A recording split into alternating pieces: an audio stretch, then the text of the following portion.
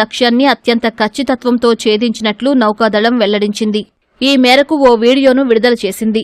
See skimming టార్గెట్ను ఖచ్చితమైన సమన్వయంతో విజయవంతంగా ఛేదించినట్లు పేర్కొంది.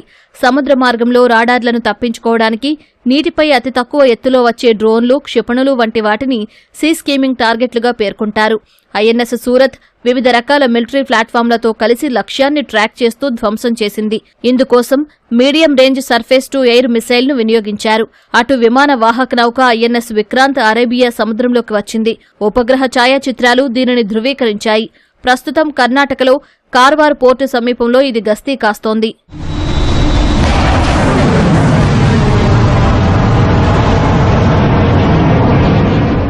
మరోవైపు దాయాది దేశం కవ్వింపు చర్యలకు పాల్పడుతోంది. అందులో భాగంగా క్షిపణి పరీక్షలకు పాక్ సిద్ధమైంది. నేడు రేపు కరాచీ తీరం వెంబడి ఎకనామిక్ ఎక్స్క్లూజివ్ జోన్లో భూతలం నుంచి